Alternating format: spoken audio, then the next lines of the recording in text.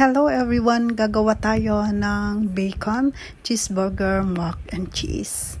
So ito, umpisahan na natin guys. Ito, maglagay ako ng 8 cups dito sa ating kaserola para ipapakuluan natin at lulutuin natin ang ating macaroni alvo. Yan guys. So habang ito, ilagay na natin yan. One pack ito pero complete na siya. Andyan na rin yung cheddar cheese. Mamaya na ihahalo natin. Habang nagpapainit tayo dyan sa ating kawali, yan, at niluluto natin yung macaroni alvo. Yan guys, ipiprito natin yung ating bacon. Supposed to be yung bacon natin ay by strip, pero ito na-chop na kasi siya so okay na lang din. Aantayin ko at lulutuin ko ito ng maging golden brown.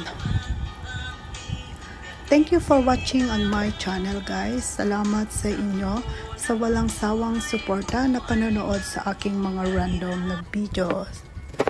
Ayan, magmi-mince din tayo ng ating onion habang niluluto natin ang macaroni at saka ang ating bacon. Yan. Mini-mince ko ang ating onion guys. Shout out to my team Golden Heart team, Stardom Pastilan at Team Kaderek. Shout out sa inyo. Ito hihiwain din natin ang ating spring onion, yung dahon ng ating sibuyas para igagarnish natin pagkatapos natin maluto.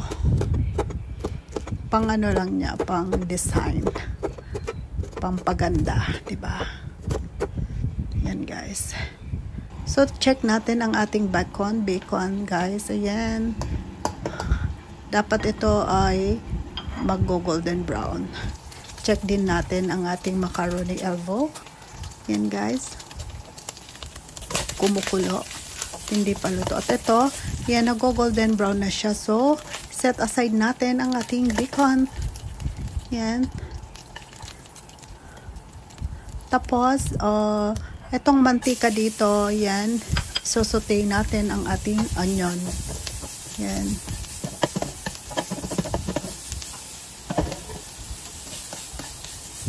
Guys, pag luto na yan, pwede na nating ilagay ang ating minced beef.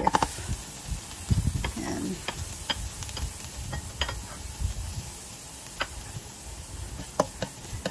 Shout out sa lahat, shout out sa mga kaibigan ko dyan, sa mga hindi nang iiwan at laging nanonood. Thank you sa inyong suporta.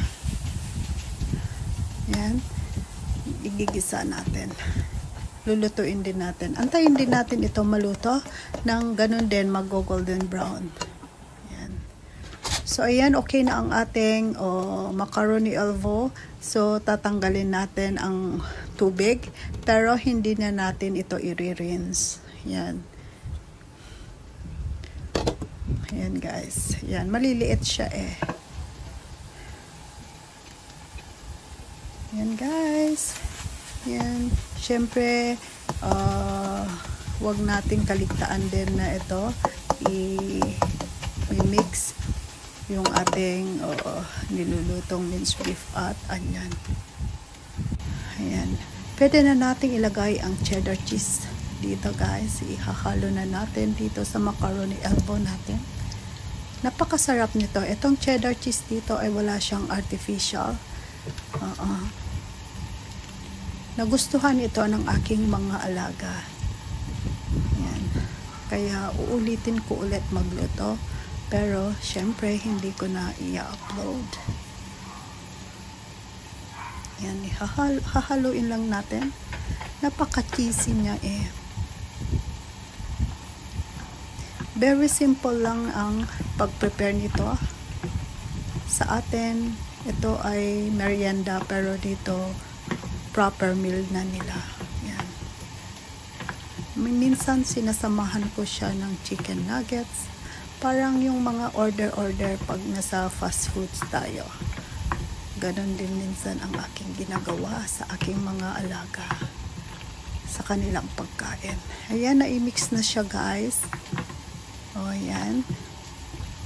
Very yummy looking. Ayan, okay na ito.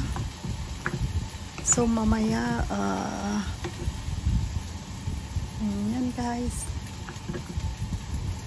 Wow. Good for 3 or 4 ito nakakain. So yan, check uli natin ang ating minced beef kung nag-golden brown na siya. At malapit na rin siyang maluto.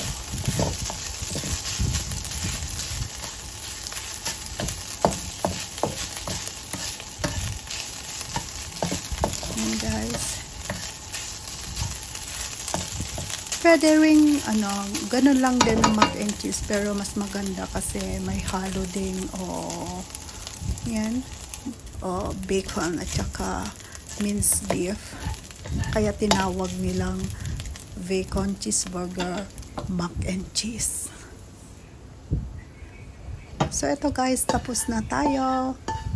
Yan, ilagay na natin sa lalagyan ang ating nalutong minced beef. Ito guys, very easy and simple way na pag-prepare ng masarap na mac and cheese.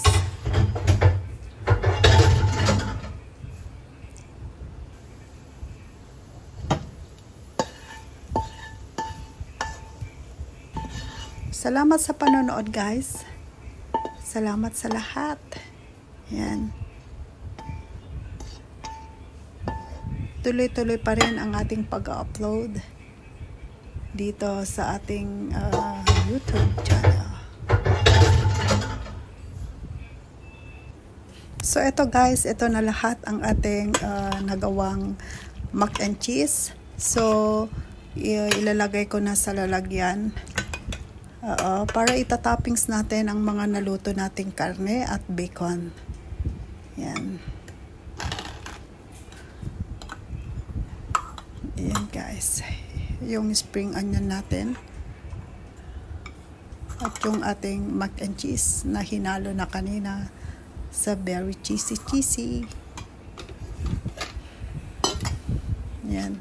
Ito, dalawang lalagyan ang lagayan ko kasi yan ang kakainin nila. So ayan, nilagay ko into 2 yung naluto natin. Salamat sa inyo guys. Thank you sa lahat. Ito ang ating tinatawag na bacon cheeseburger mac and cheese. Yan.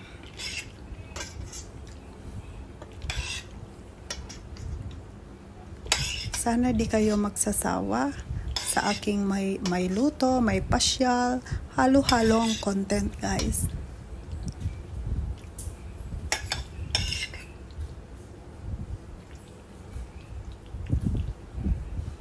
Yan. Kasi tinatansya ko kung mauubos yung mga alaga ko. Yan. Yung 2 portion. So ayan na guys. Lagyan, itatoppings na natin yung ating mga nalutong yan, minced beef kanina, tsaka bacon.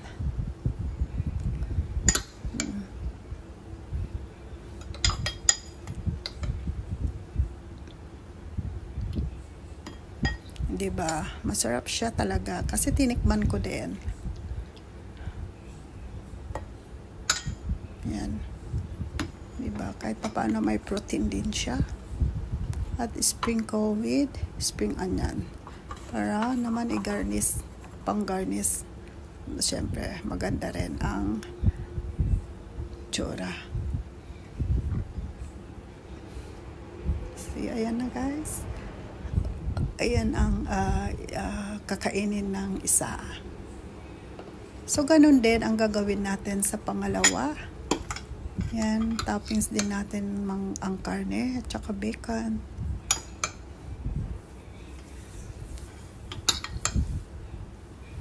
Yan guys. So, natutuwa ako pagka yung mga niluluto ko ay nagugustuhan ng aking mga alaga. Minsan tumitingin kami sa mga books, nag-experiment, ganon. And I thank God naman, lahat nagugustuhan nila ang aking mga luto. Yan, gagarnish din natin.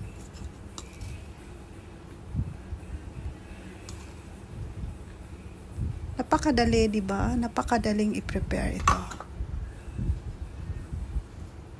Makakamura ka pa pag lutong bahay ang mga niluluto natin.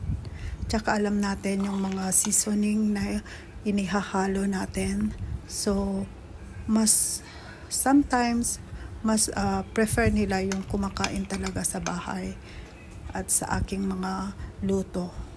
Yan.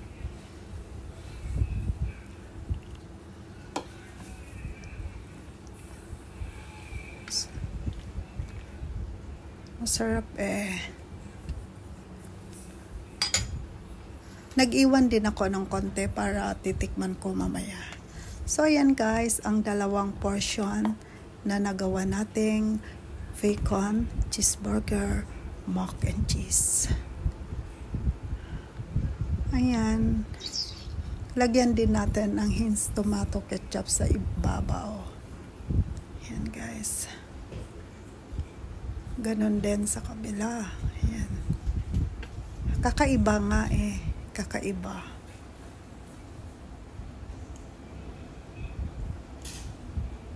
Ayan.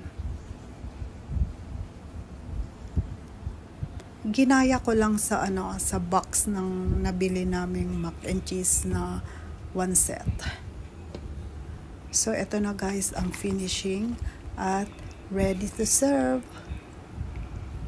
Kainan na guys. Yan. Salamat sa inyong panonood guys. Salamat sa aking member. Salamat sa aking mga subscribers. Salamat sa aking mga viewers. Yan.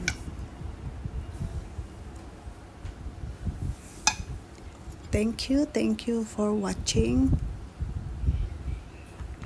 God bless everyone. Kita-kits ulit tayo sa mga coming na upload kong video. Salamat. Bye.